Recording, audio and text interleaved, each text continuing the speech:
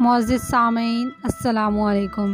حضرت عزیر علیہ السلام حضرت ہارون علیہ السلام کی اولاد میں سے تھے۔ بنی اسرائیل کے انبیاء میں آپ کا شمار ہوتا تھا۔ آپ پوری توریت کے حافظ تھے۔ بخت نصر کا زمانہ تھا۔ اس نے بیت المقدس کو ویران کر دیا۔ بنی اسرائیل کے بہت سے لوگوں کو قید کر کے لے گیا۔ ان میں حضرت عزیر علیہ السلام بھی شامل تھے۔ جب آپ ان کی قید سے چھوٹ کر آئے تو اللہ تعالیٰ نے آپ کو حکم دیا کہ تم یروشلم چلے جاؤ، ہم اسے دوبارہ آباد کریں گے۔ آپ کو تباہ شدہ بستی کے کھنڈرات نظر آئے۔ وہاں نہ کوئی مکان تھا نہ مکان میں رہنے والے، بس تباہ شدہ آبادی کے کچھ نشان تھے۔ لکھا گیا ہے کہ یہ شہر وقت نسل کے ہاتھوں 586 قبل مسیح میں تباہ ہوا تھا، یعنی حضرت عزیر علیہ السلام کی پیدائش سے 586 سال پہلے۔ حضرت عزیر علیہ السلام کے دل میں خیال پیدا ہوا کہ یہ شہر اللہ تعالیٰ کس طرح آباد کریں گے۔ بس اس خیال کا آنا تھا کہ اللہ کے حکم سے ملک الموت نے وہیں روح قبض کر لی۔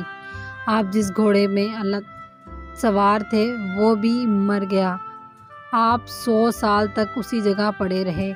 اتنی مدت میں آپ پر کسی کی نظر نہ پڑی۔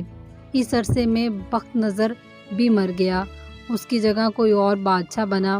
اس نے بیت المقدس کو پھر سے آباد کیا اور شہر یروشلم کو بھی آباد کیا۔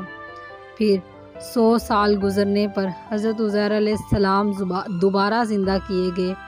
اس 100 سال کی مدت میں آپ کا کھانا ویسے کا ویسے رہا، نہ وہ سڑا نہ وہ گلا، نہ اس کے رنگ اور ذائقے میں فرق آیا۔ زندہ کیے جانے کے بعد اللہ تعالیٰ نے آپ سے پوچھا، آپ کتنی مدت اس حالت میں رہے؟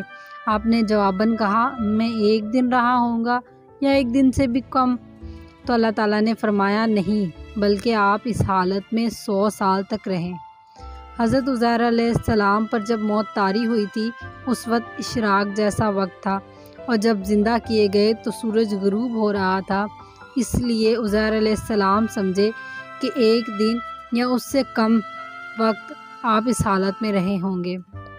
پھر زندہ ہونے سے پہلے آپ کو جو خیال آیا تھا اللہ تعالیٰ نے اس کا جواب دیا تھا، اور آپ سے کہا گیا، اپنے مردہ ہوئے گھوڑے کو دیکھو، اس کی ہڈیاں بکھری پڑی تھیں۔ آپ نے بکھری ہڈیوں کی طرف دیکھا۔ اللہ تعالیٰ نے انہیں جمع ہونے کا حکم فرمایا۔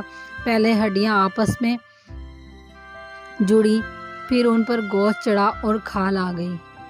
اس کے ساتھ ہی ان میں جان آ گئی اور وہ زندہ ہو کر اپنی آواز میں شور کرنے لگا۔ جب یہ کیفیت آپ نے اپنی آنکھوں سے دیکھ لی تو بول اٹھے، اے پروردگار، مجھے پورا یقین ہے آپ پر، آپ ہر چیز پر قادر ہیں۔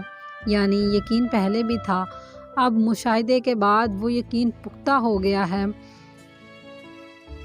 آپ اٹھ کر گھوڑے پر سوار ہوئے، بیت المقدس پہنچے تو دنیا بدلی نظر آئی۔ 100 سال پہلے جو آپ نے صورتیں دیکھی تھیں ان کی جگہ اور ہی صورتیں نظر آئیں۔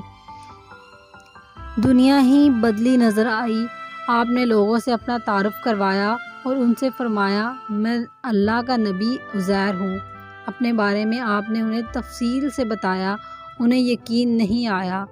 بخت نصر نے جب وہاں تباہی مچائی تھی تو بنی اسرائیل کی تمام کتابوں کو جلا کر راکھ کر دیا تھا، یہاں تک کہ انہوں نے توریت کو بھی نہیں چھوڑا۔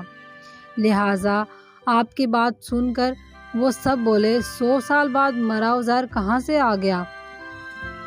اگر آپ واقعی نبی ہیں تو توریت سنا دیں۔ آپ چونکہ توریت کے حافظ تھے اس لیے فوراً سنا دی۔ تب لوگوں نے یقین آیا کہ آپ اللہ کے نبی ہیں۔ مردہ بستی کو دیکھ کر چونکہ آپ کو وسوسہ آ گیا تھا کہ اس بستی کو اللہ دوبارہ کس طرح آباد کرے گا، تو اس وسوسے کے جواب میں اللہ تعالیٰ نے آپ پر موت طاری کر دی تھی۔ اب جو آپ نے توریت فرفر سنائی تو یہ بات ان کے بعد والوں کی تباہی کا سبب بن گئی، کیونکہ ان کی حضرت عزیر علیہ السلام سے محبت بے تحاشا بڑھ گئی، اور اس محبت نے گمراہی کی صورت اختیار کر لی۔ انہوں نے آپ کو خدا کا بیٹا کہنا شروع کر دیا۔ دوبارہ زندہ ہونے کے 50 سال بعد آپ نے وفات پائی۔ انا للہ و انا الیہ راجعون۔ تو دعا ہے کہ اللہ تعالیٰ ان پر لاکھوں کروڑوں رحمتیں نازل فرمائیں۔ اسی طرح کی اسلامک ویڈیو دیکھنے کے لیے میرے چینل کو لائک اور سبسکرائب کرنا مت بھولیے گا۔ اللہ حافظ۔